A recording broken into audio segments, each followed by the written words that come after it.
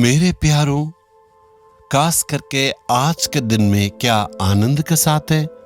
ये सौभाग्य की बातें प्रभु के साथ संग संग हम चलते हैं, उनकी बातें मानते हैं। जी, यीशु मसीह ने जो यीशु छुड़ाता सेवा में शुरुआत से जो काम कर रहे हैं उस पर हमने अध्ययन किया है।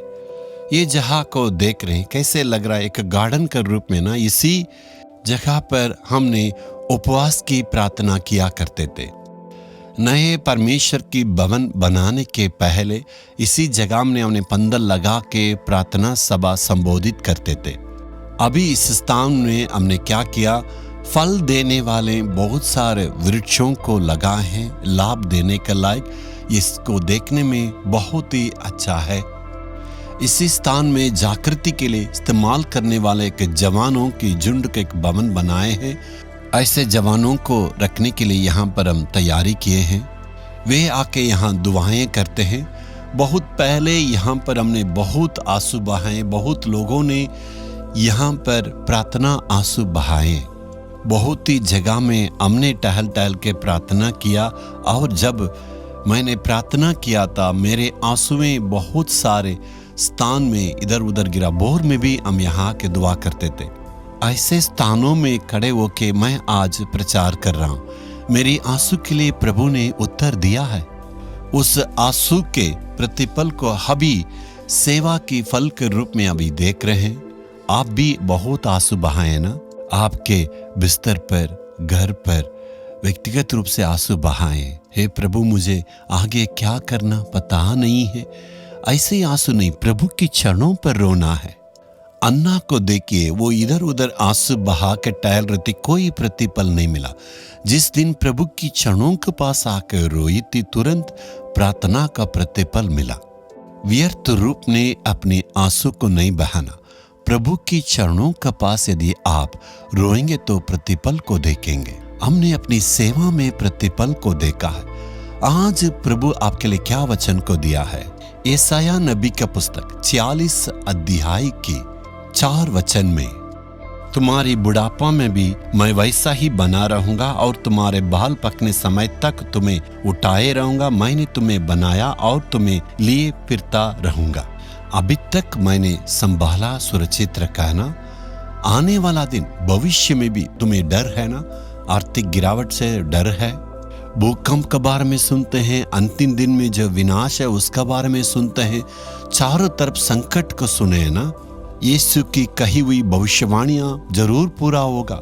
संकट बढ़ेगा, मुसीबतें बढ़ेगा, लेकिन ऐसे सारे परिस्थितियों में भी आगे की जिंदगी के बारे में डर लगता है ना। लेकिन प्रभु कहता, अभी तक मैंने तुम्हें संभाला है ना, इसके बाद भी मैं तुम्हारी रक्षा करूंगा, संभालूंगा, संग रहूंगा।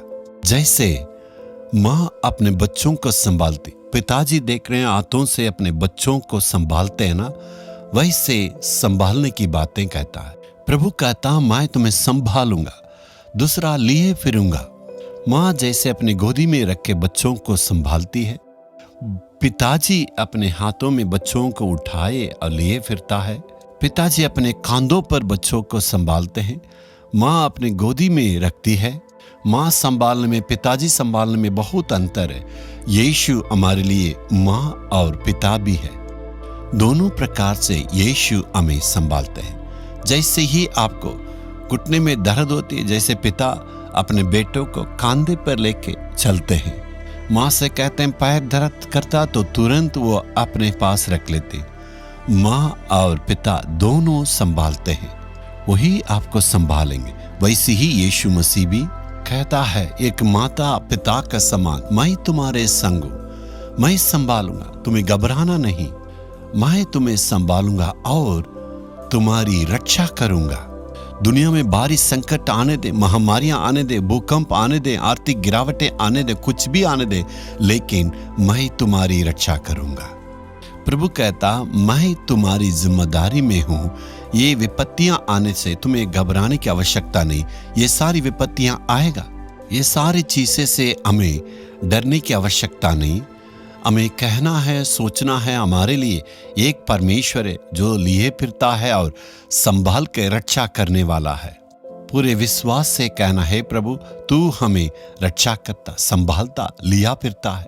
इसलिए आज हम अपने विश्वास को घोषणा करके कहेंगे प्रभु चाहे दुनिया में कुछ भी विपत्ति आने से तू मुझे रक्षा करता, संभालता है और मुझे लिए फिरता है। हमें कभी भी नहीं डरना है और कहना है हे प्रभु अभी तक तू हमें रक्षा किया है, संभाला है, चारों तरफ खतरों से बचाया और तूने वादा किए है आने वाला दिन में भी तू हमारी रक्षा करने वाला है और तू हमें संभालने के लिए वादा किया है और लिए फिरने के लिए वादा किया। स्तुति हो, तू हमें रक्षा करता है, हमें संभालता है, आगे बढ़ाता प्रभु। इसलिए किसी से हम घबराएंगे नहीं।